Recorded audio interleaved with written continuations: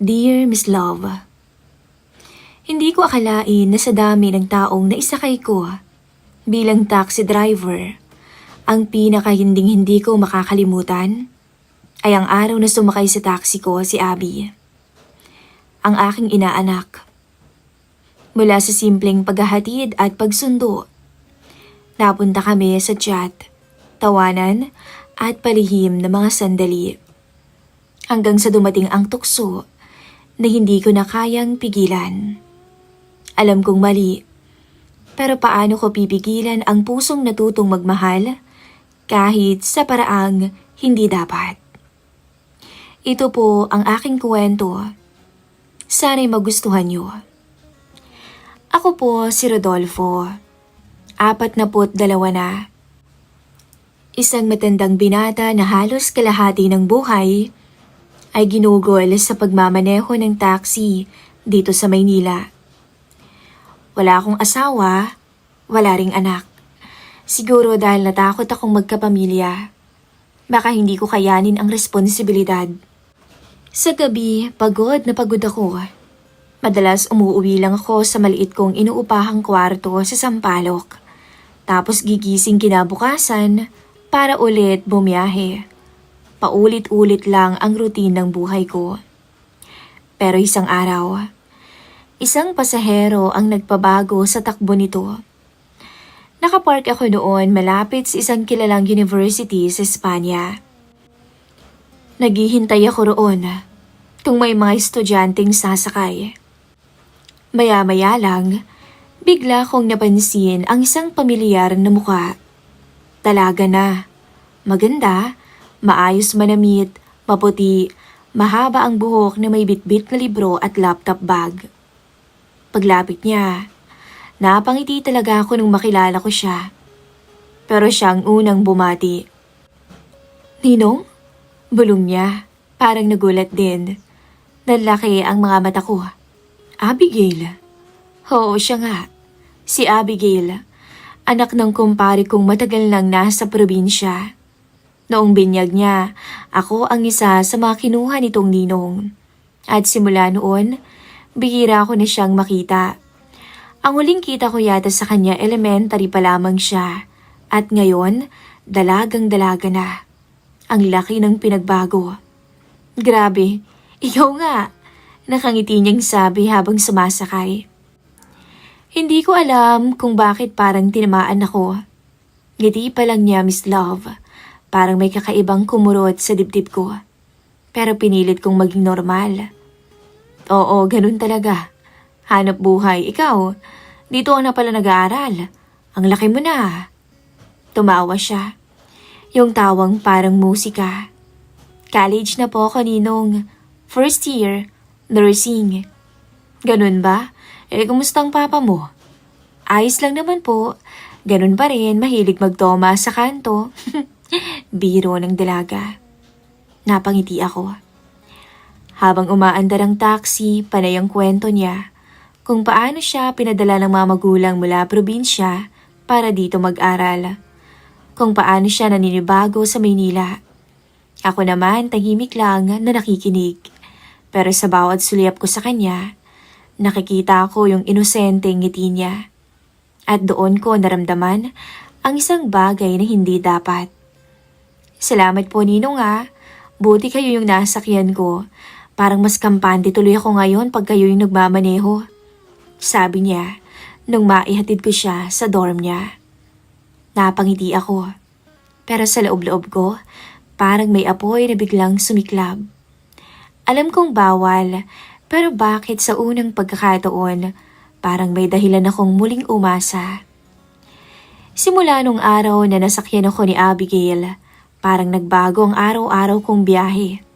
Ngayon, siya na palagi ang laman ng isip ko habang nasa kalsada. Halos gabi-gabi, nagme-message na siya sa akin. Nong, may klase ako bukas ng 7 a.m. Pwede po ba kayong magsundo? O kaya naman, uwian ko ho mga 6 p.m. Baka pwede naman kayong dumaan. Siyempre, hindi ko matanggihan. Para bang biglang nagkaroon ng dahilan ng pagod kong katawan na magmaneho. Kapag siyang pasahero, magaan ang trapiko.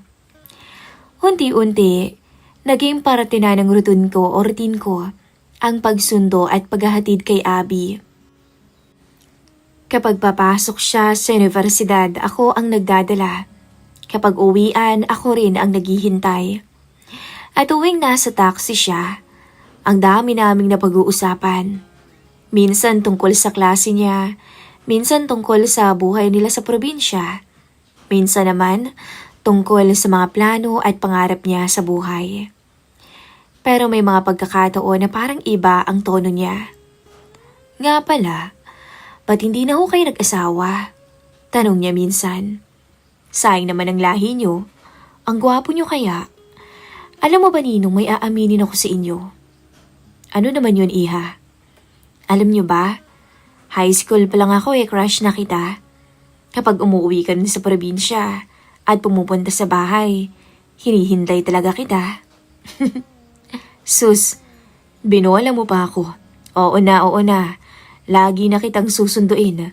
Gatong ko naman. Pero alam nyo, mas okay na rin pala na di kayo nag-asawa, no? Uy, bakit na naman? Baka kung may asawa ka na, edi hindi nyo na ako nasusundo niyan. Anya, sabay ngiti ng pilya. Natawa na lamang ako. Pero may kung anong kabog sa dibdib ko. Hindi naman kita palaging masusundo, Abby. May iba ka rin naman na pwedeng sakyan kapag ganoon. Ayoko nga po. Mas safe ako sa inyo, no? Sabay kindat niya. Hindi ko alam kung biro lang ba yon o may ibig sabihin. Pero sa tuwing ganoon siya magsalita, pakiramdam ko, tinutokso niya ako. Isang gabi, bigla siyang nag-chat. 9:00 na nun. Kakauwi ko lang sa inuupahan kong kwarto at sobrang pagod na pagod ako.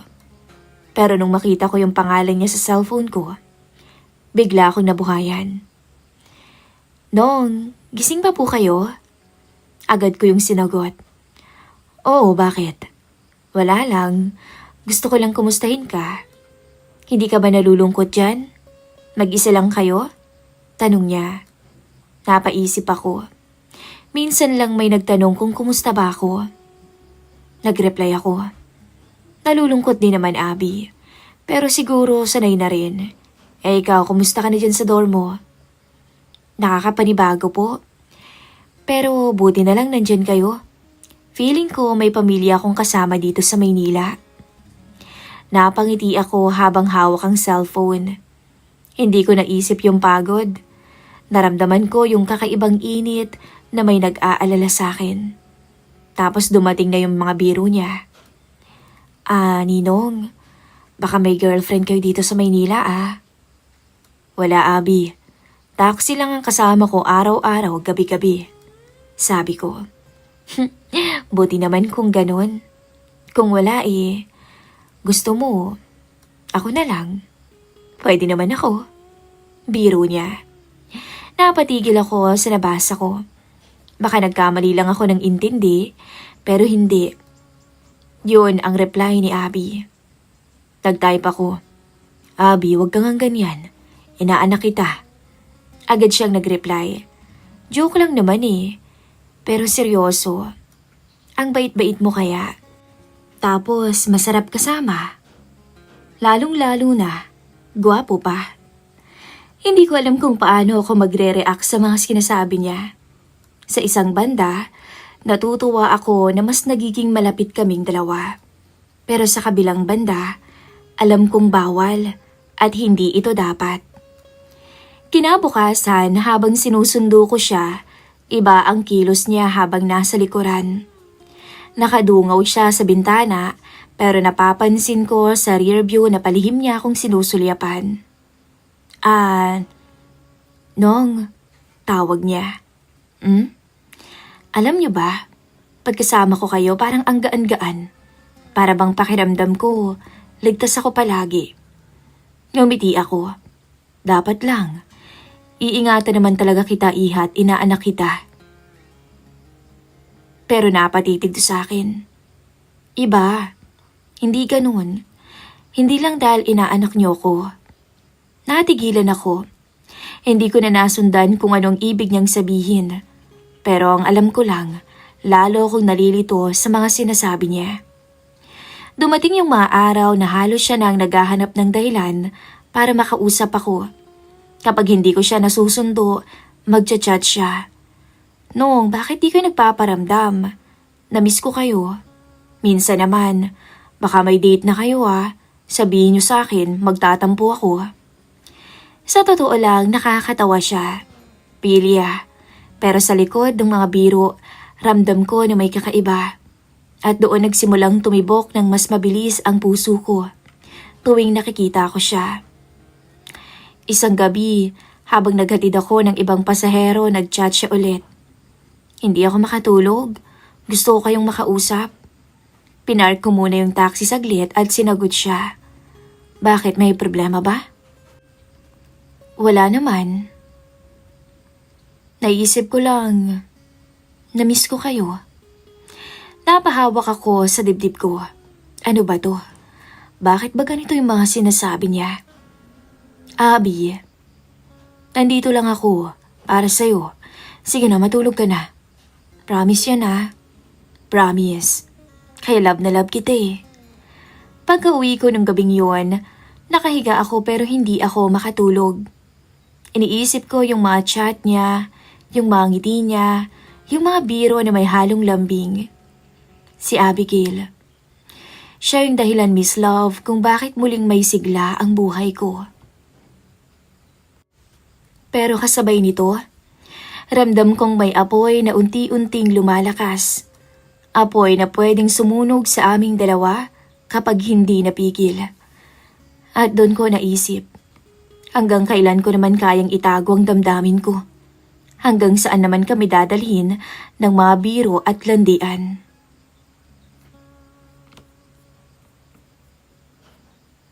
Habang lumilipas ang mga linggo, lalo akong nahuhulog sa bitag ng mga ngiti at biro ni Abigail. Hindi ko na alam kung saan nagsimula, basta ang alam ko, gabi-gabi ko nang inaabangan ang chat niya. At sa bawat araw na ako ang nagsusundo at naghahatid, pakiramdam ko hindi na lang ako basta ninong niya. Para bang espesyal na may puwang na ako sa buhay niya. Isang Biyernes ng gabi, mahaba ang klase niya. Sinundo ko siya mga bandang 9:00 na. Pagsakay niya sa taxi, agad siyang umiti at umupo sa harap. Hindi na siya sa likod na upo gaya ng dati. Dito na lang ako para magkalapit tayong dalawa. Anya. Napangiti ako. Kahit ramdam ko na naman ang kakaibang kabog ng dibdib ko. Ang bango niya.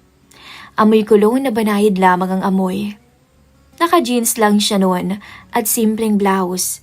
Pero para sa akin, napakaganda niya at hindi mo pwedeng ipagsawalang bahala. Habang umaandar kami, nakadungaw siya sa bintana. Pagkatapos ay bigla siyang tumingin sa akin. Alam mo Nong, minsan parang ang tay-tahimik ninyo. Naaasiwa ho ba kayo sa akin? Tanong niya. Umiling ako. Hindi iha. Nasanay lang talaga akong mag-isa. Pero simula nung lagi kitang sinusundo, mas masaya yung biyahe. Natawa siya. Sabay sabi ng pilya na, So, ako palang nagpapasesi inyo ngayon, Baka mahulog na kayo sa akin yan, Anya sabay kindat. Natawa ko. Abby, wag kang ganyan. Kung sakali ba Nung ayaw nyo? Hindi ko alam kung biro o totoo. Pero napatingin lang ako sa kanya. Punta naman tayo sa tahimik na lugar. May alam ka ba? Gusto kong marelax Nakakapagod kaya sa school. Puro stress. Anya. Sige. Dumaan ako sa mas madilim na kalsada. Halos walang tao at madilim ang paligid. Habang binabaybay namin ang kalsadang yun, biglang nagsalita si Abby. Pwede bang huminto tayo dito saglit? Bakit, may gagawin ka ba? Tanong ko. Wala naman. Gusto ko lang huminto. May kutob ako pero hindi ko siya tinanggihan. Pinark ko ang taxi sa gilid ng kalsada. Sa ilalim ng isang poste na may mahinang ilaw. Walang dumadaan na sasakyan, tahimik ang paligid. Mag-aalas 11 na ng gabing yun. Tahimik siya. Nakatingin lang sa harapan. Pero pagkatapos humarap to sa akin, ngumiti ng kakaiba. Seryoso ako, Ninong. Masaya ako na kayo lagi yung kasama ko. Importante ka rin sa akin, Iha. Malapit ka sa akin dahil inaanak kita. Aalagaan kita habang nakakasama mo ko dito. Sabi ko.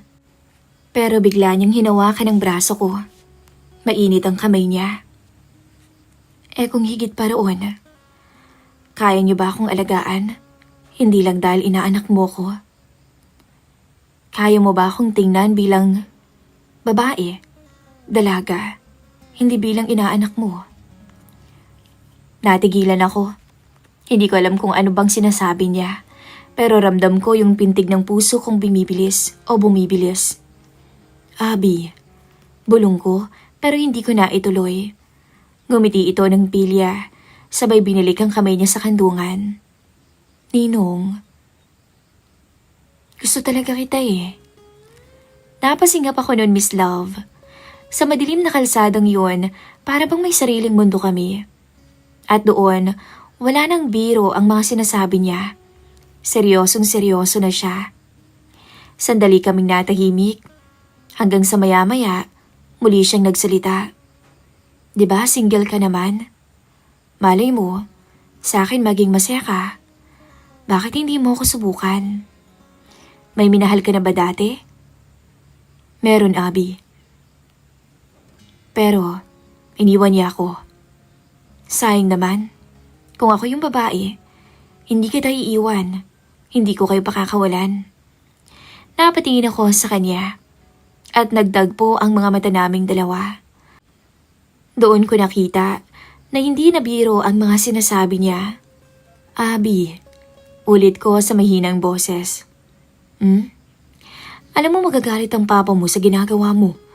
Sa mga sinasabi mo. Lagot ka kung sakaling marinig niya yung mga sinasabi mo. Totoo naman kasi yung nararamdaman ko eh. At kung bawal man, anong magagawa ko? Masaya ako kapag kasama kita. Hindi ko na alam ang isasagot. Para bang kinulong ako ng tadhana sa isang sitwasyon na hindi ko inaasahan. Maya-maya, bumalik siya sa pagiging pilya. Ninong, huwag kayo kasing kabado. Hindi naman malalaman ni Papa eh. Ayaw mo ba sa akin? Alam mo ba, Anya, may sasabihin ako sa iyong sikreto. Alam mo bang wala pa akong karanasan sa kama? Gusto mo ba, ikaw ang maging una ko? Turuan mo ako ng mga dapat kong malaman, please. Ano bang sinasabi mo dyan, Abi? Sige na. Anya at hinawakan ako sa kamay. Please. Anya ulit na may kasama pang pagpungay ng mga mata. Nawala na ako sa ulirat noon, Miss Love. Nung ilapat niyang labi niya sa labi ko. Naging sunod-sunuran ako sa mga sumunod na segundo. Hanggang sa, teka, hindi ganyan, Abi. Tumawa siya. Mali ba? Hinalikan ko siya. Tinuro ko sa kanyang lahat. At ang kinagulat ko, Miss Love, nung kalasin niya ang suot niyang uniforme. Doon, hindi ko sukat akalain na masisilayan ko yung lahat sa kanya. At sa isang iglap, naangkin ko siya. Binigay niya yung sarili niya sa akin ng walang pag-aalinlangan. At hindi ko akalain na mangyayari yun. Sa loob ng kotse, nagtampisaw kaming dalawa. Hindi ko naisip yung bukas. Lalang isip ko'y nasa oras na iyon. Yung kasama ko siya. At opo, ako ang unang karanasan niya. Hindi siya nagsisinungaling. Bakit sa akin mo binigay? Marami ka pang lalaki na makikilala. Dahil ikaw ang gusto ko. Kung ganoon, ipangako mo, ako lang. Sabi ko, sa akin ka lang. Promise. Anya, sabay inabot niya ang pinky finger niya na para bang bata nagpa-promise. Natatawa ko pero hinawakan ko pa rin ang kamay niya. Pagkatapos ng ilang minuto, tara na. Baka hanapin na ako sa dorm eh. Pero alam mo, the best ka. Marami akong natutunan sa'yo. Mas marami ka pang dapat matutunan, Iha. Pinaandar ko na ulit ang taxi. Habang binabaybay namin ang kalsada, tahimik lang kami pareho. Pero sa loob-loob ko, alam kong hindi na ito simpleng biyahe lang. Sa gabing yun, sa isang malalim o madilim na kalsada, kung saan walang tao at walang mga sasakyan, nagbago ang lahat. Pag-uwi ko, hindi ko maiwasang umiti, pero may kaba rin sa dibdib. Ano bang pinasok ko? Bakit hinayaan kong mangyari to? Pero kahit anong isipin ko, isa lang ang malinaw. Hindi na ako makakatakas sa tukso na nagsimula sa isang ngiti at natuloy sa isang pangako sa gitna ng dilim. At sa unang pagkakataon, matapos ang mahabang panahon, natakot ako at sabay na natuwa. Dahil alam kong simula pa lang ito ng mas malaking kwento. Simula ng gabing tumigil kami sa madilim na kalsada, parang may nabuksang pinto na hindi na pwedeng isara. Mas lalo kaming naging malapit, mas matapang si Abigail at mas mahina ang pagtutulog ko. Halos gabi-gabi na kaming magkausap, kung hindi sa chat, sa taxi. At sa bawat biyahe, may maliit na lihim na nangyayari. Isang hawak sa kamay, isang kindat, minsan isang yakap bago siya bumaba sa dorm. Walang ibang nakakaalam, kundi kami lang. Pero habang tumatagal, mas nagiging mapangahas si Abby. Isang Sabado ng hapon, bigla siyang nag-message. "Nong, free ako ngayon. Tara, nood tayo ng sine." Napakunot-no ako. "Sine? Tayong dalawa?" "Oo naman, ayaw mo ba?" "Abby, alam mong bawal, baka mamaya eh." "Ninong, wala namang makakita eh. Tsaka gusto lang kitang makasama." At ayun na nga, hindi ko na siya natanggihan. Sinundo ko siya bandang mag-aalas 5. Nakadress siya. Simpleng puti, pero parang lalo siyang nagmukhang dalaga. "Bagay ba?" Tanong niya habang sumasakay. Bagay na bagay, sobra, bulong ko. Sa sinihan, pinili niya yung medyo malapit sa sulok. Halos walang tao. Naka-off ang ilaw at nagsimula ng pelikula. Tahimik lang siya. Pero hindi nagtagal, naramdaman kong dumikit ang balikat niya sa akin. "Ang lamig dito," bulong niya. Napilitan akong iakbay ang braso ko sa kanya. At agad siyang sumiksik na para bang batang naghahanap ng init. Pero ramdam ko, hindi na yun inosenteng kilos lang. May ibang mensahe. Minsan titingin siya sa akin. Yung mga mata niyang nangaakit, parang nagtatanong kung hanggang saan ko siya kayang payagan. Ako naman, nakatulala lang, pilit nilalabanan ng tukso. Sa gitna ng dilim, inabot niya ang kamay ko at pinisil. "Nong, gusto ko ulit." "Dito?" Tango niya. Hinalikan niya ako agad. Mabuti na lang at walang masyadong tao. Idagdag pa na nasa pinakasulok kami. "Namiss kita agad." "Abby, please." "Atoon, Miss Love, hindi ko alam kung paano nangyari. Pero alam ko, tama ang iniisip niyo. Naibigay ko ang nais ni Abby." Wala akong masabi nung sinabi niyang, "Mahal kita." Tumango lang ako at sabay pinisilang kamay niya. At doon ko naramdaman na lumalalim na ang tali sa pagitan naming dalawa. Tali na hindi na basta mapuputol. Hindi lang sa sinihan nangyari yun. Sa tuwing susunduin ko siya, may pagkakataong kaming tumigil saglit bago siya bumaba. Minsan sa isang tahimik na kalye. Minsan sa tapat ng isang parking walang tao. Lagi itong pilya, laging may biro na may halong lambing. "Ninong, baka mamiss ko kayo kapag hindi mo ako sinundo bukas." Di susunduin na kita." "Paano kung mamaya may iba na kayong sinusundo ha? Magsiselos ako niyan." Parang bata. Pero kinikilig ako kahit may edad na ako. Nakakalimutan ko yung mga problema ko. At kapag ganun na ang tono niya, hindi ko alam kung paano ko siya tatanggihan. Isang gabi, matapos ko siyang ihatid sa dorm, hindi pa siya agad bumaba. Nakatingin lang siya sa akin. "Alam mo ba, Ngayong Valentine's, lahat ng kaibigan ko may kadate, may boyfriend. Ako wala. Pero buti na lang, andyan kayo. Parang tinusok ang puso ko sa sinabi niya. Alam kong biro lang siguro yun para sa iba, pero sa paraan ng pagkakasabi niya, may katotohanan. Abby, baka naman dumating yung araw na magsisi ka na. Hindi ako magsisisi. Basta wag niyo akong iiwan At bago siya bumaba, yumakap siya sa akin ng mahigpit na para bang ayaw na niyang kumalas. Pagkatapos ay hinalikan ako sa labi. Mamimiss kita. Simula noon, naging paulit-ulit na. Parang may sariling mundo kami. Sa taxi, sa kalsada, minsan kahit simpleng mall o kainan, lagi siyang malambing at pinapakita nito sa iba. Alam kong mali, Miss Love, pero bawat ngiti niya, bawat hawak niya ng kamay, nagbibigay sa akin ng lakas na matagal ko nang hindi nararamdaman. Sa totoo lang, minsan natatakot ako. Baka may makakita, baka may makapansin, pero laging may paraan si Abby. Alam niya kung paano magtago, kung paano maging pilya pero ligtas. Naalala ko yung isa pang gabing pauwi siya. Tumigil kami sa isang madilim na parte ng kalye. Gaya ng dati, wala nung dumadaan. Doon may nangyayaring milagro sa amin. Halos mahigpit ang kapit ko sa manibela. At nang matapos yun, tuwang-tuwa siya. Ayos ba? Pagka-uwi ko ng gabing yon, humiga ako pero hindi ako makatulog. Bumabalik-balik sa isip ko yung hawak ng kamay niya.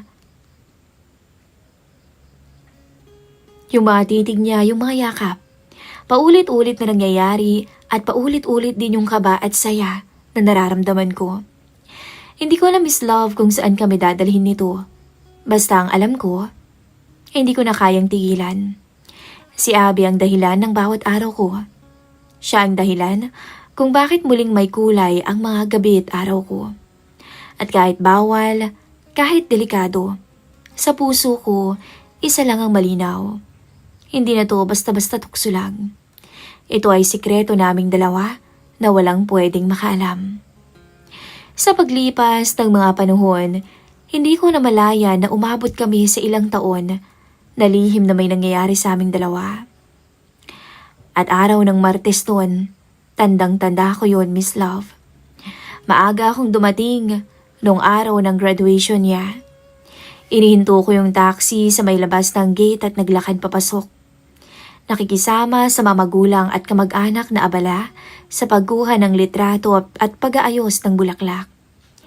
Hindi ko alam kung tama bang narito ako, pero ramdam ko na kailangan kong masilayan ang pinaka-importanting araw sa buhay niya. Ang sandaling matagal na naming inaantay. Sa entablado, nakita ko siyang nakasuot ng toga. Hawak ang diploma na bunga ng 4 na taong pagsisikap niya. Ang ngiti niya ay malawak, pero may sandaling tumama ang mga mata niya sa akin.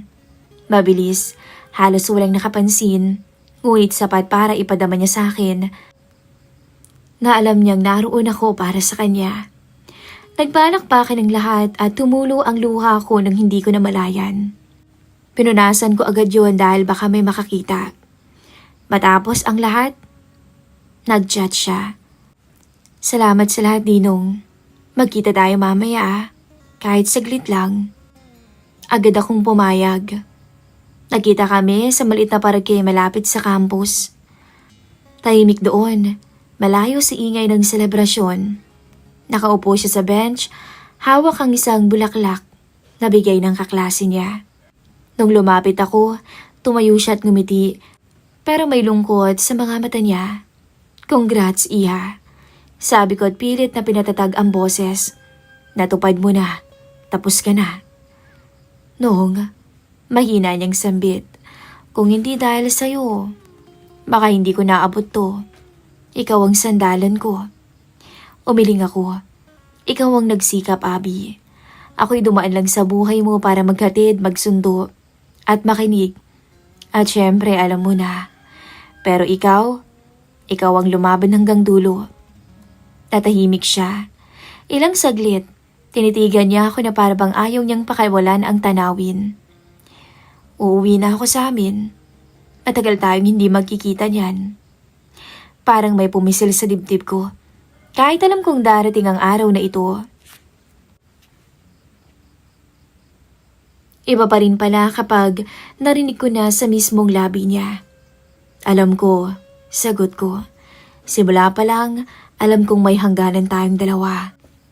At dumating na yun, Abby. Napayuko siya. Pinaglaruan ng bulaklak na hawak. Masaya ako. Mamimiss kita.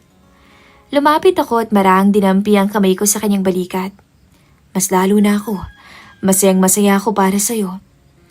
Hindi ko inasahan na darating ka sa buhay ko at ipaparamdam mo na may saysay pa rin kahit ang isang matandang gaya ko. Napatitig siya sa akin at doon ko nakita ang mga luhang pilit niyang pinipigilan.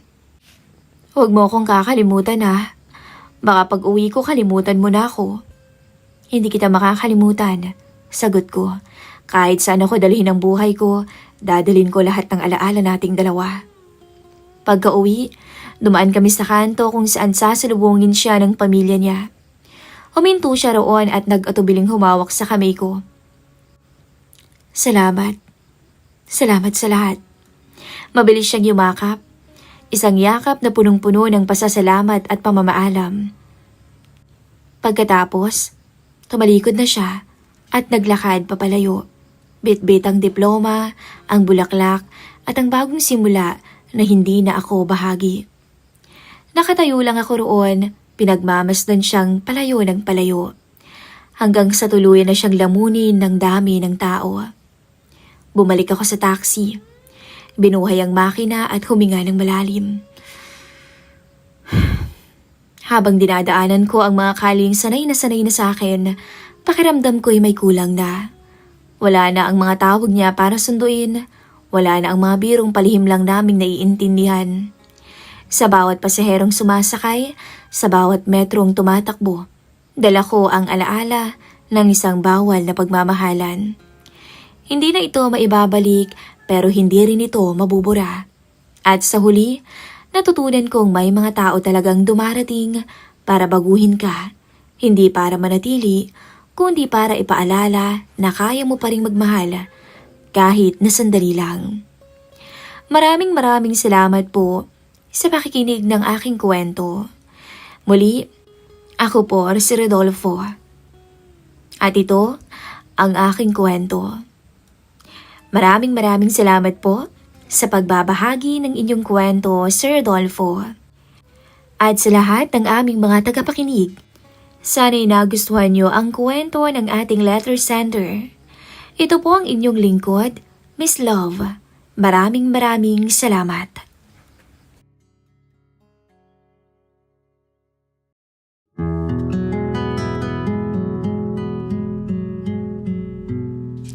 Muli na naman po akong nagbabalik para magbahagi ng isa na namang kwento ng buhay dito po sa ating channel.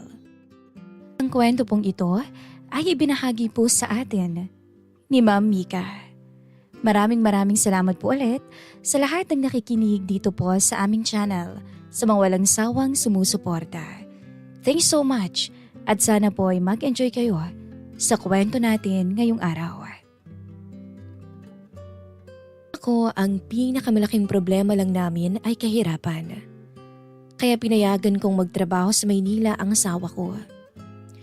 Pero doon nagsimula ang lahat. Ang unti-unting pagkawasak namin. Hindi ko sukat akalain na malululong sa sugal at mababaon sa pagkakautang ang mister ko. Hanggang sa tuluyang lumayo ang loob namin sa isa't isa at naging estranghero na lamang sa akin ang taong pinakasalan ko. Sa gitna ng katahimikan sa probinsya, naiwan akong lumalaban para sa anak ko. Habang ang tanging naging sandalan ko ay ang biyanan kong laging nandyan sa oras ng pangangailangan. Hanggang sa ang tulong at pag-alalay na ginagawa niya ay nauwi sa isang lihim na damdaming hindi ko na napigilan. At doon, Miss Love, nagsimula ang pag-iibigan namin ni Efren. Dear Miss Love, magandang araw po sa inyong lahat. Nais ko lang ibahagi sa channel ninyo ang kwento ng aking buhay. kung paano po kami nagkaroon ng lihim na ugnayan ni Efren, ang ama ng kinakasama ko. Isa na tong byudo at nasa 57 taong gulang na siya. Ito po ang aking kwento na ibinahagi ko lamang dito upang makapaglabas ng aking saloobin. Kung tama ba ang aking nagawa, naway mabigyan niyo po ako ng maayos na payo. Nakatira kami dito sa Pangasinan. Ako nga pala si Mika, 34 anyos at ilang taon ng ka-live-in ni Jerome. May isa kaming anak na babae na 8 taong gulang pa lang noon. Tahimik lang sana ang buhay namin kahit medyo kapos sa pera. Dating bagger si Jerome sa isa sa pinakamalaking grocery store dito sa amin. Maliit man ang sahod, nakakaraos pa rin kami noon. Kahit papaano, nakakabayad kami sa kuryente. Nakakakain ng 3 beses sa isang araw. Pero simula nung makasama niya ang katrabaho niyang si Carlo, doon na Miss Love nagbago ang lahat. Si Carlo kasi ang laging nagyayabang tungkol sa Maynila. Kaya siya malaki raw ang kita roon, maraming sideline at mabilis yumaman kapag marunong dumiskarte. Hanggang sa isang araw nga, kinausap ako ni Jerome. Mika, susubok muna kami sa Maynila. Sayang kasing pagkakataon dun eh. Sabi niya habang kumakain kami ng hapunan. Hindi ko naman gustong lumayo siya noon.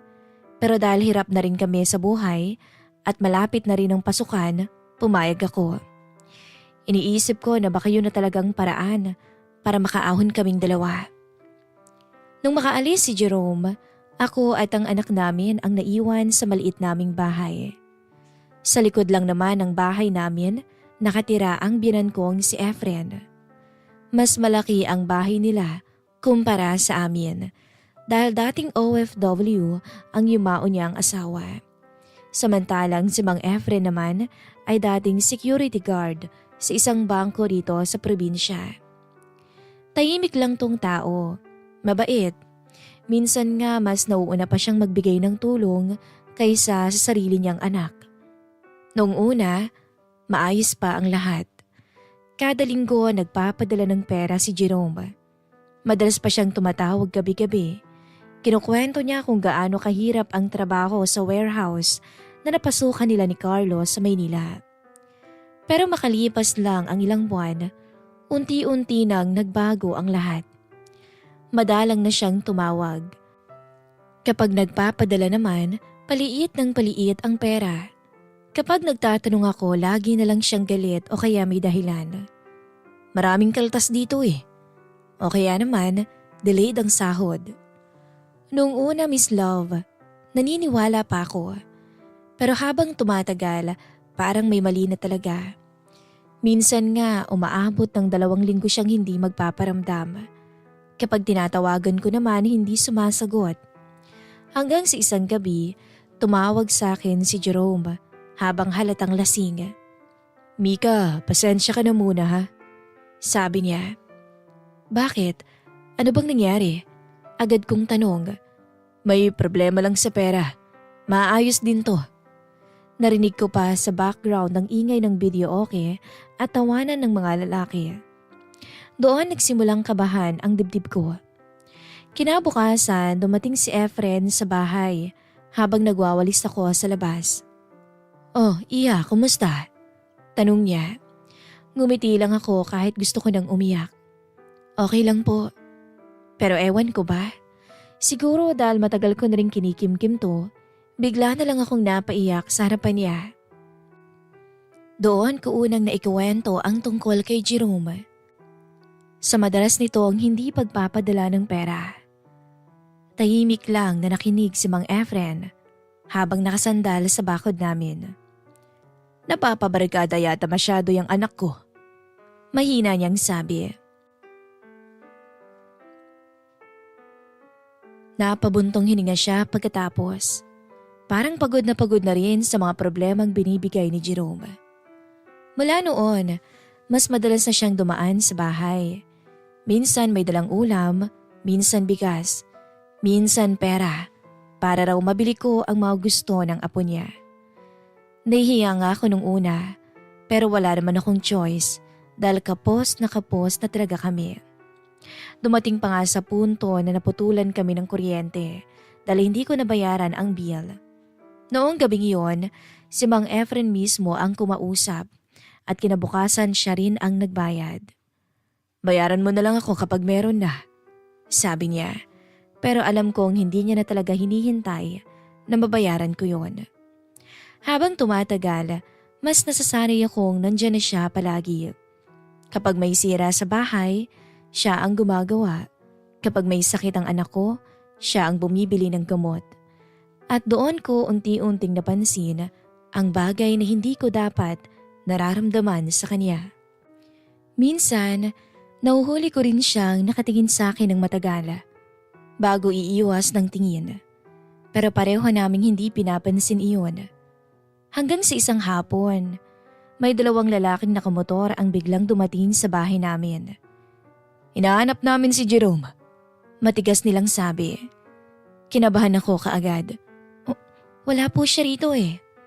"Sabihin mo magbayad siya. Hindi biro ang inutang niya." Pagkaalis ng dalawang lalaki, nanginig ako. Hindi ko alam kung anong klaseng utang ang pinasok ng asawa ko. Mabuti na nga lang at dumating agad si Efren. Nakita yata ang itsura ko dahil agad tong lumapit. "Sino ang mga yun?" tanong niya. Napaiyak naman ako. Hindi ko nga ho alam eh. Hindi ko na alam kung ano bang pinaggagawa ni Jerome. Tahimik siyang tumingin sa daan bago humarap sa akin. "Huwag ka matakot. Kailangan makausap natin si Jerome kung ano bang nangyayari sa kanya."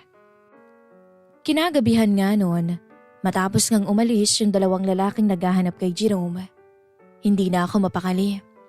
Habang pinapatulog ko ang anak namin, paulit-ulit kong iniisip ang sinabi ng mga iyon. Hindi biro ang paraan ng pananalita nila. Halatang galit ang mga ito at seryoso. Pagkatapos makatulog ng anak ko, agad kong kinuha ang cellphone ko at tinawagan si Jerome. Ilang beses muna itong nagring. Hindi sumasagot. Hanggang sa tuluyan na rin niya tong sinagot. "Ano ba yun, Mika?" Maangas niyang bungad. Hindi ko napigilang uminit agad ang ulo ko. "Jerome, may mga lalaki rito kanina, hinahanap ka nila." Bigla tong natahimik sa kabilang linya. "Sino raw?" tanong niya. "Hindi ko kilala. Pero sinabi nila magbayad ka raw." Narinig ko ang malalim niyang pagbuntong hininga. Na para bang iritang-irita pa siya na tinatanong ko siya. "Hayaan mo na yun." "Paanong hayaan?" "Jerome, ano ba kasing utang yan?" Ilang segundo siyang hindi nagsalita. Hanggang sa narinig ko ang mahina niyang mura bago siya sumagot. "Maliit lang naman yun." "Magkano ba?" Madiin kong tanong. Hindi agad siya sumagot. At habang tumatagal ang katahimikan, mas lalo akong kinakabahan. "Jerome!" Sigaw ko na halos. 20,000. Mahina niyang sabi. Parang nanlamig ang buong katawan ko sa narinig ko. "Ano?" Halos mapasigaw kong sabi. 20,000? "Babayaran ko din naman kaagad yun eh." "Bakit hindi mo sinabi sa akin? Saan mo ginamit yung pera?" Putol ko agad sa mga sasabihin niya. "May anak tayo dito. Tapos nagkakautang-utang ka ng ganyan kalaki." Narinig kong napabuntong hininga siya sa kabilang linya.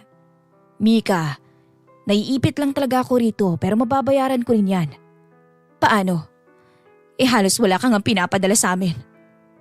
Doon na nagsimula ang pagtatalo namin. Habang tumatagal, mas lalo kong nararamdaman na parang hindi na siya ang lalaking nakasama ko. Ang dating tahimik at responsable. Naging mainitin ang ulo niya at puro palusot. Hanggang sa bigla niyang pinatay ang tawag. Napaupo ako sa gilid ng higaan habang nanginginig ang kamay ko. Hindi ko alam kung saan kami kukuha ng ganong kalaking pera. Di pambayad nga namin sa kuryente, hirap na hirap kami. Maya-maya lang may kumatok sa pinto. Pagkabukas ko, si Efren. May dala tong maliit na supot ng tinapay at gatas para raw sa apo niya. Pero agad nagbago ang mukha niya nang makita niya akong umiiyak. Anong nangyari? Tanong niya kaagad. Hindi ko na napigilang maglabas muli ng sama ng loob. Sinabi ko lahat, pati ang pagkakautang ni Jerome. Napapikit to at napailing. Tarantado talaga yung batang yan. Mahina niyang sabi. Hindi ko na ho alam ang gagawin ko eh. Umiiyak kong sagot. Tahimik siyang naupo sa monoblock chair malapit sa pinto. Halatang galit pero pinipigilan lang niya. Mika, may number ka ba nung kasama niyang si Carlo ba yun? Tanong niya maya-maya. Doon ko lang naalala si Carlo. Agad kong hinanap ang Facebook ni Carlo at tinawagan ko siya sa messenger. Mabuti na lang at sumagot to kaagad. Hello Mika. Carlo, pwede ba kitang makausap? Parang nag-iba agad ang tono ng boses niya. Bakit, may problema ba? Doon ko sinabi ang tungkol sa utang ni Jerome at sa mga lalaking naghahanap dito. Ilang segundo siyang tahimik bago muling magsalita. Mika, hindi na kami magkasama ni Jerome eh. Napakanuot-noo ako. Ha? Bakit? Umalis na ako sa tinutuluyan namin. Anong ibig mong sabihin? Di ba magkasama kayo sa apartment? Narinig kong napabuntong hininga siya. Hindi na kasi maayos si Jerome eh. Pasensya ka na. Parang bumilis ang tibok ng dibdib ko habang nakikinig. Ano bang ginagawa niya dyan? Carlo? Tanong ko. Ayoko sanang makialam sa inyo, Mika. Pero siguro mas mabuti na rin malaman mo. Napahawak ako sa cellphone ko ng mahigpit. Sabihin mo na. Lulong si Jerome sa online casino. Sa mga laro. Parang may bumagsak sa dibdib ko sa narinig ko. Hindi lang basta sugal. Pagpapatuloy ni Carlo. Minsan nga buong sweldo niya isang gabi lang ubos agad. Pinagsasabihan ko siya noon pero hindi siya nakikinig. Pagtalo laging mainit ang ulo kaya hindi kami magkasundo sa apartment. Hindi ako agad nakapagsalita. Parang hindi ko matanggap. At saka, saglit siyang tumigil. Madalas rin siyang mag-bar dito. Pakiramdam ko nanuyo ang lalamunan ko. Minsan nga, may inuwi pa siyang babae sa tinutuluyan namin. Parang tuluyang gumuho ang mundo ko sa mga sinasabi niya. Napaupo na ako habang nanginginig ang tuhod ko.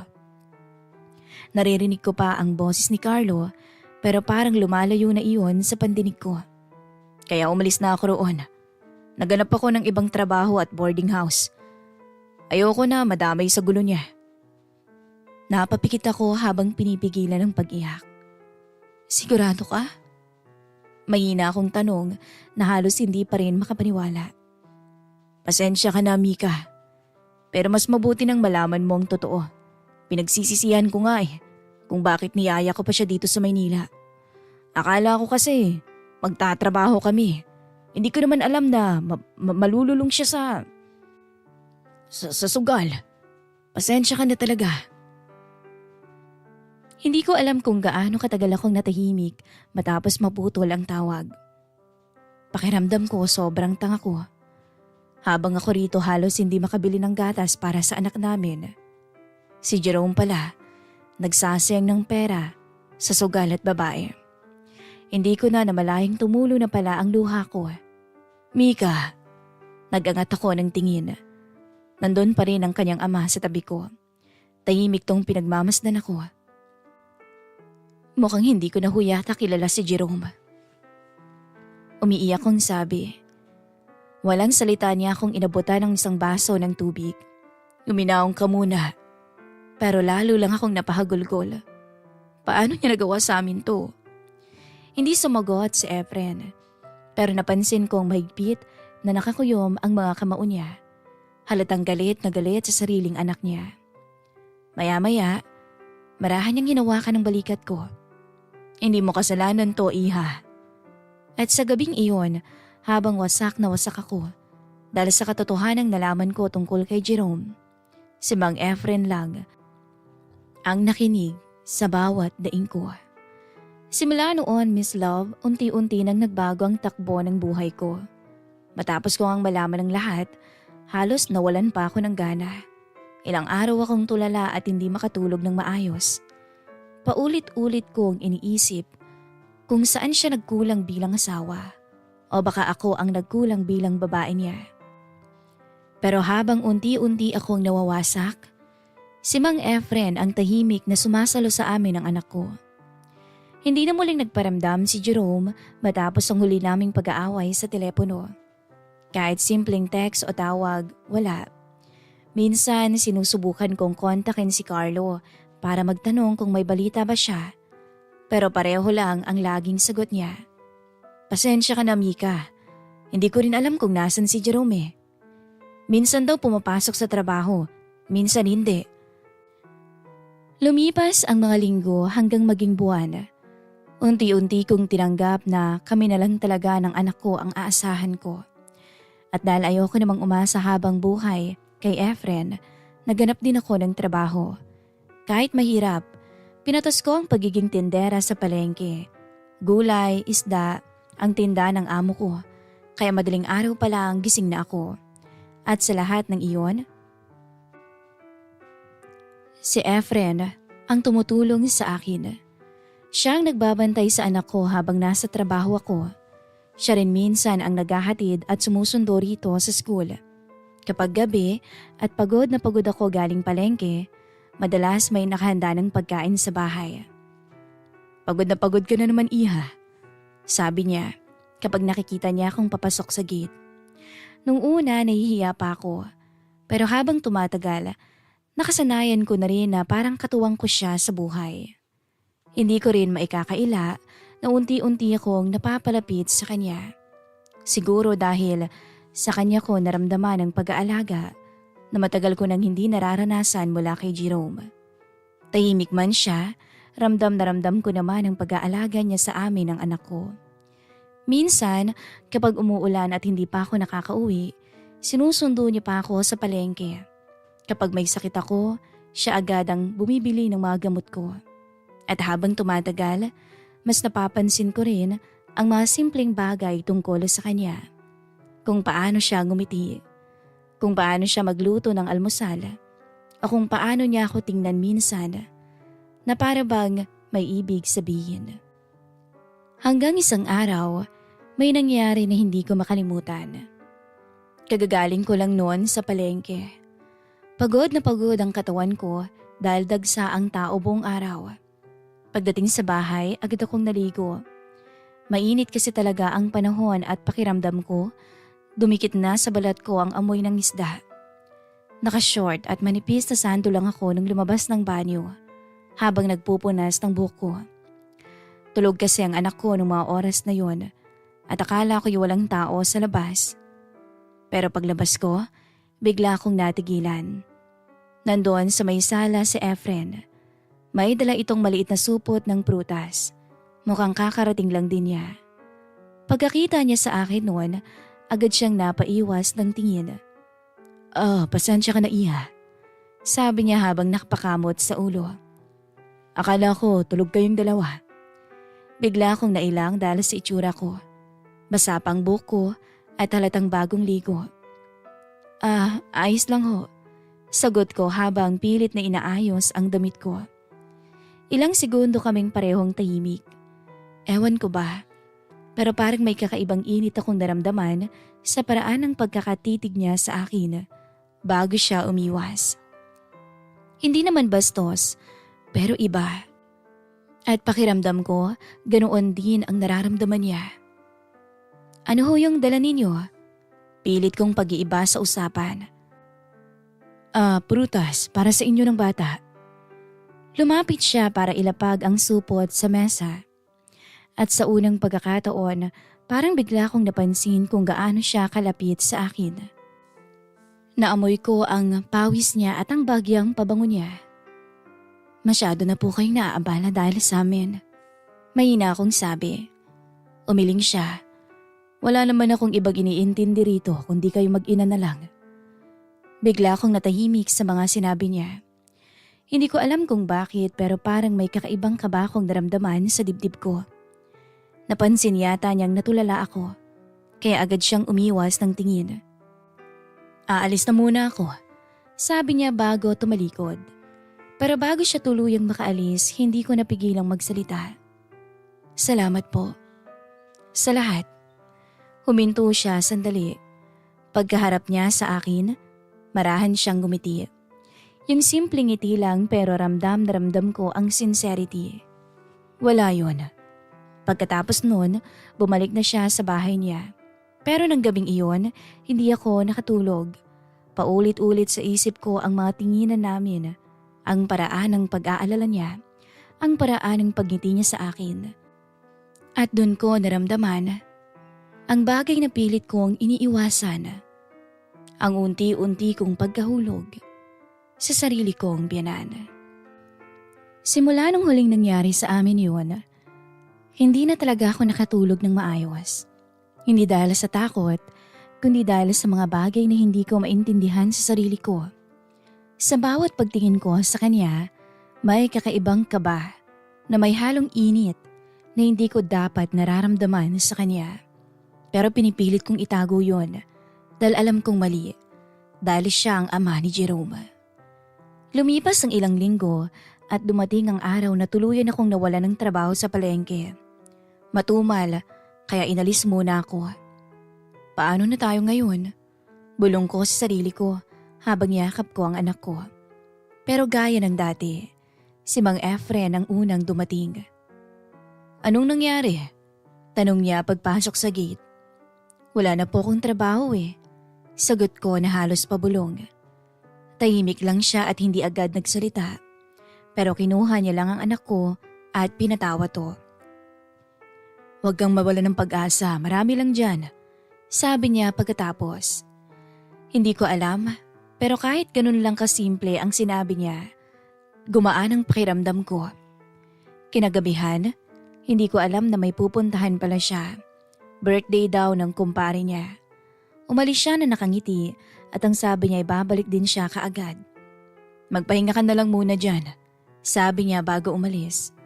Pero anong oras na hindi pa rin siya bumabalik at nag-aalala din ako. Hanggang sumapit ang 10:00 ng gabi. Narinig ko ang tunog ng motor niya sa labas. Agad akong napabangon. Nakita ko siyang bumaba. Medyo magulo na ang buhok at halatang may tama na ng alak. Tay Efren, tawag ko habang binubuksan ang pinto. Ngumiti siya ng bahagya. Oh, gising ka pa pala, sabi niya. May dala siyang take out na pagkain. Para sa inyo to ng bata. Napakagatlabi ako. Kahit papaano, kahit lasing siya, iniisip pa rin niya kami. Salamat ho, sabi ko. Tahimik na ang buong kapaligiran noon. Natutulog na rin ang anak ko sa kabilang kwarto. Umupo muna siya sa may sofa habang nilalapag ang pagkain. Ano ho yan? Tanong ko. Cake, tsaka spaghetti at ulam na rin para bukas. Sagot niya habang bahagyang tumatawa. Pinabalot ko kay kumari. Umupo ako sa tabi niya. Medyo malayo. Amoy ko ang alak pero hindi yun nakakairita. Ilang minuto kaming walang imikan hanggang sa bigla siyang napapikit. Daan-daan siyang humiga sa may sofa. Akala ko nakatulog na siya, kaya tumayo ako para kumuha ng kumot. Paglingon ko sa kanya, parang may bigat sa dibdib ko na hindi ko maipaliwanag. Doon ko ulit naramdaman yung kakaibang init, yung pagkalito. Para bang lahat ng pinipigilan ko ng mga oras na yon unti-unting bumabalik. Lumapit ako ng dahan-dahan para sana kumutan siya. Tay Efren, mahina akong tawag pero hindi na siya sumasagot. Kaya akala ko tulog na. Hindi ko alam kung bakit ko ginawa yun. Yumuko ako at hinalikan ko siya sa noo, pababa sa kanyang labi. Oo, Miss Love, hindi ko napigilan ang sarili ko. Hinalikan ko ang labi niya ng mabilis. Pero sapat pala yun para magising siya. Daan-daan niyang minulat ang mga mata niya. Una, parang naguguluhan pa siya. Pero nung makita niya ako, biglang nagbago ang tingin niya. Hindi na siya inaantok, parang nawala ang pagkalasing niya. Naging seryoso siya. Nagkatitigan kaming dalawa. Parang huminto ang lahat. "Mika?" Mahina niyang sabi. Hindi ako nakagalaw. Hanggang sa dahan-dahan siyang umupo. Hindi ko alam kung anong sasabihin ko. Pero imbes na umiwas siya, mas lalo siyang lumapit. Pasensya na ho. Bulong ko, pero hindi naman ako umaatras. Sandaling katahimikan pa ang namayani hanggang sa dahan-dahan niyang tinaas ang kamay niya at tinawakan ng pisngi ko. Mainit at masarap yon. Parang lahat ng pag-aalaga niya sa akin mula noon, naroon sa hawak na iyon. "Mika," ulit niya ng mas mahina. At sa hindi ko inaasahan, ako ang unang lumapit. At muling nagtagpo ang labi naming dalawa. Mabagal. Parang maraming pinipigil na emosyon na biglang lumabas. At sa gabing iyon, Miss Love, habang tahimik ang buong bahay at natutulog na ang lahat, pareho naming hinayaan ang sarili naming maramdaman ang bagay na matagal na naming tinatago. Walang salitaan, walang paliwanagan, pero malinaw sa aming dalawa kung ano ang nangyari sa pagitan namin. At hindi namin iyon pinagsisisihan. Pagkatapos ng gabing iyon, hindi na ho natigil, Miss Love, ang nangyayari sa pagitan naming dalawa ni Efren. Hindi ko alam kung paano nangyari, pero parang natural na lang na magkasama kami. Parang dalawang taong matagal nang nag-iisa sa buhay at sa wakas ay nakatagpo rin ng katahimikan sa piling ng isa't isa. Paulit-ulit ang mga gabing magkasama kami. Minsan nag-uusap lang kami habang magkatabi. Minsan nga nagkakahiyaan pa. Hanggang sa unti-unti rin yung nawala. Hindi ko man aminin sa iba, pero sa piling ni Efren, naramdaman ko ulit kung paano mahalin at alagaan. Kung paano maging isang babae. Para kaming mag-asawa sa loob ng bahay, pero lihim lang sa paningin ng lahat. Kapag may tao, normal lang kami. Walang kakaiba. Hindi natin to pwedeng ipakita sa iba. Minsang sabi ko sa kanya habang magkatabi kami sa kusina. Alam ko, Mika, at ayoko rin namang masira kayo ng anak mo. Ayokong pagchismisan tayo dito. At doon ko siya mas minahal pa. Kasi kahit ganoon ang nangyayari sa amin, lagi niyang iniisip ang kapakanan namin ng anak ko. Lumipas pa ang mga buwan, mas naging maayos ang buhay ko kahit papaano. Nakahanap ulit ako ng maliit na racket at si Efren ang palaging nandyan. Siya ang nag-aasikaso, ang sumasalo sa lahat kapag pagod na ako. Akala ko ganito na lang palagi. Hanggang sa isang araw, Miss Love, nagulat ako. Pagka-uwi ko galing sa labas, may tao sa bahay. Nakatayo si Jerome sa may sala. Payat siya. Halatang hirap. Malayo sa dating Jerome. Namumutla, magulo ang buhok at parabang pagod na pagod ang buong katawan niya. Sandali akong natigilan. Hindi ko alam kung magagalit ba ako sa kanya o maaawa ako o masasaktan sa mga ginawa niya. "Mika," mahina niyang tawag. Hindi ako agad nakapagsalita. "Anong nangyari sa'yo?" Yun lang ang nasabi ko. Umiling siya habang nakatingin sa sahig. "Mahabang kwento sabi niya. "Pero aalis din ako." Lalo akong naguluhan. "Aalis ka na naman? Kababalik mo lang ha." Tumango siya. "May mga taong naghahanap pa kasi sa akin Yung mga pinagkakautangan ko. Baka mamaya dito sila pumunta." Parang bumigat ang dibdib ko sa narinig ko. Hindi na siya yung Jerome na nakilala ko noon. Iba na siya. Ibang-iba na. Parang isang lalaking palaging takot. Doon ay dumating si Efren. Kararating lang din mula sa labas. Nagkatitigan silang mag-ama. Ama sa ama, anak sa anak. "Pa," sabi ni Jerome. "Anak," sagot naman ni Efren. Mabigat ang boses. "Umayos ka na. Ano bang nangyayari sa'yo? Tingnan mo nga itsura mo." Yumuko si Jerome. "Pasensya na ho. Marami lang akong problema ngayon at kailangan ko munang ayusin to." Mahina nitong sabi. May trabaho naman na ako ngayon at nag-iipon lang ako para matapos ko lahat ang bayarin ko. Huminga ng malalim si Mang Efren. Simikat ang mga bata. Tanong niya. Tumingin si Jerome sa akin. Pagkatapos ay sinabi niya ang mga salitang hindi ko inaasahan. Ikaw na munang bahala sa kanila pa. Parang tumigil ang oras. Aayusin ko muna at gagawin ng paraan ng lahat. Babalik na lang ako kapag maayos na. Hindi ako nakapagsalita. Ganun na lang yun. Babalik siya pag gusto niya. Hindi ko alam kung anong mararamdaman ko ng mga oras na yun. Galit, sakit o tuluyan na akong napagod. Tuluyan na akong nawala ng pagmamahal kay Jerome. Tumalikod si Jerome. Dahan-dahan siyang naglakad palabas ng bahay. At sa bawat paghakbang niya, parang unti-unting nawawala ang taong minsan kong minahal. Hindi na siya lumingon pa. Lumipas ang ilang minuto, tahimik lang kami ni Efren sa may sala. Okay ka lang? Tanong niya sa akin. Hindi agad ako sumagot. Nakatitig lang ako sa may pintuan na nilabasan ni Jerome. Hindi ko na siya kilala. Mahina akong sabi. Lumapit si Efren at dahan-dahang hinawakan ng kamay ko. At doon, hindi ko na inisip ang nakaraan. Hindi ko na inisip si Jerome. Makalipas ang mga araw, hindi na nga muling nagparamdam si Jerome. Walang tawag, wala ulit mensahe. Parang bula, na bigla na lang nawala. Pero sa katahimikan na iniwan niya, mas pinili kong manatili sa piling ng taong hindi ako iniwan kahit kailan. Ang tatay niya, si Efren. At kahit alam kong mali sa paningin ng iba, minahal ko si Efren. Kahit sabihin mong hindi kami kasal ni Jerome, alam kong maraming hindi makakatanggap sa relasyon naming dalawa. Sa huli, hindi ko alam kung paano titingnan ng iba ang kwento kong ito. Mali, tama o komplikado, pero sa puso ko, Miss Love, alam ko ang totoo.